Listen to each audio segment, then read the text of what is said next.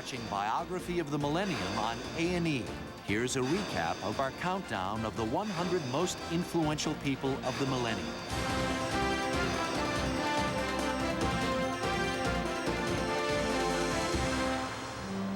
He was always complaining. Painting and sculpture have been my ruin, he wrote. I would have been better off making matches. But few artists have created more memorable images than Michelangelo, divine light of the Renaissance.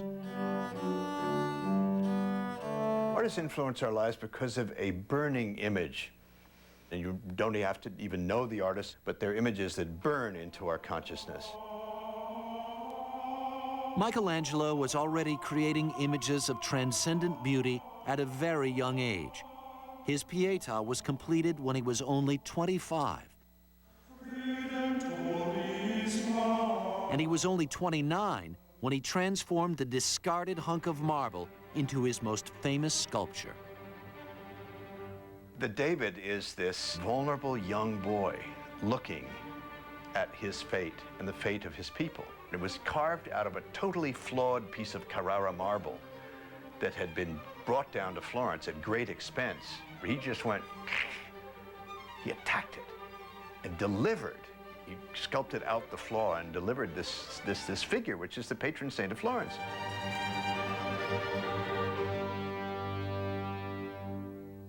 Michelangelo agonized over his works and often failed to complete them. He would spend more than 4 years on his back, meticulously painting the ceiling of Rome's Sistine Chapel.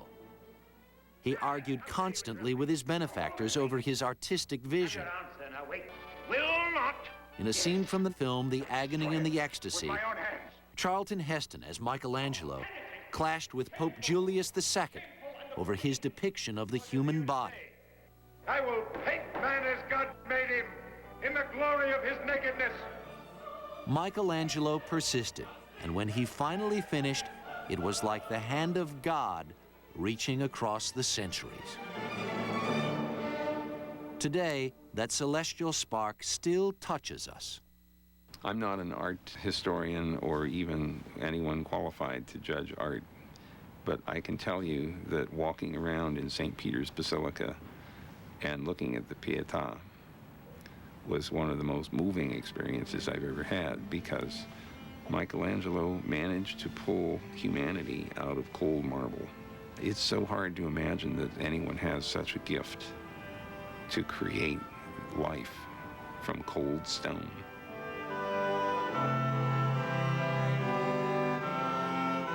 Michelangelo lived to be 89. His last years were spent designing St. Peter's Church. Its distinctive dome would be widely copied around the world. He died with the work unfinished, perfectionist to the end.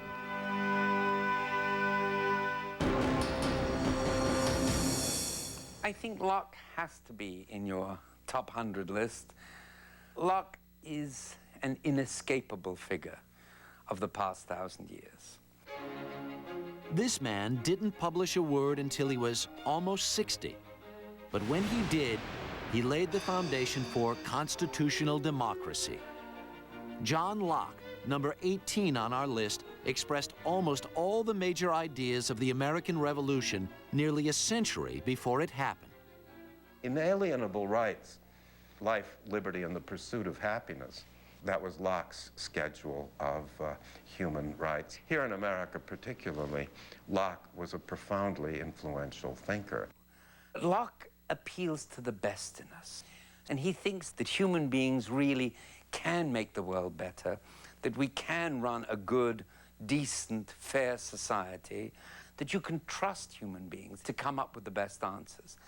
No one in the whole history of philosophy or political theory has ever put forward quite so straightforwardly cheery a view. Locke's optimism, his faith, lay in the common man. He rejected the divine right of kings. Rather, he said the divine right is within each and every one of us. Subjects can rebel if they don't like what the king is doing, which is a repudiation of the absolute model that power went from God to the king and then was loaned to you. This became God, the power goes from God to you, and then you loan it to the state. It's a radically different model and is the base of all the modern political system. Mr. Cecil Walker. Locke proposed a system of government based on human rights. Has not been removed in Northern Ireland. He also championed religious freedom and separation of church and state. If it all sounds familiar, that's because his influence is still felt, not just in our Constitution and Bill of Rights, but in representative governments worldwide.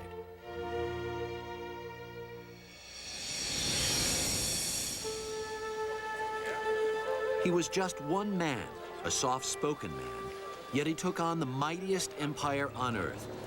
And in a battle without guns or swords, he prevailed, leading his country to independence.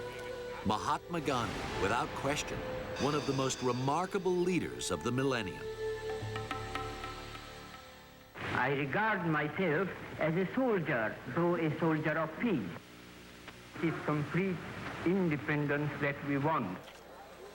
Mahatma means great soul, and no one deserved the title more than this deeply pious man. Gandhi, the son of a wealthy merchant family, studied in England to become a lawyer. On his return to India, he set out to use the British legal system against itself to gain freedom for his people. His weapon was non-violent civil disobedience. We must remember that this has been the most brutal and the most violent century in terms of wars. We lived through 2 major wars. We've had all these conflicts around us, and then here comes up someone who says, you don't have to fight to win. And that with reason, with compassion, with determination, you can get your cause across. And I think that was a very powerful message. Gandhi adopted the ways of the peasant class, eating little and making the thread for his clothes on a simple spinning wheel that's now a symbol on the flag of India. He fought for freedom from the British with an ingenious array of peaceful tactics, strikes and boycotts and mass arrests that clogged India's jails. A march to the sea protested a punishing tax on salt. When Gandhi reached an impasse, he would begin a fast, starving himself as a cleansing ritual, but also using the threat of his death to increase pressure on the British. His gentle defiance awoke the conscience of the world and signaled the beginning of the end of Britain's vast colonial empire. In 1947, Gandhi finally achieved his dream of freedom for India, but it came at a terrible price. Mob violence between warring Hindus and Muslims racked the new nation. And in January 1948, the simple man of peace was gunned down by a religious fanatic. Yet his life and his death sowed the seeds for a new generation of idealists.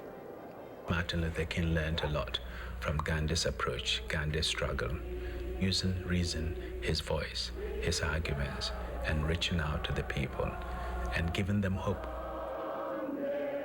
Perhaps the martyred men of principle will leave more of a legacy through their ideas than the men of power like Mao and Stalin, who rule with an iron fist, but they leave nothing behind.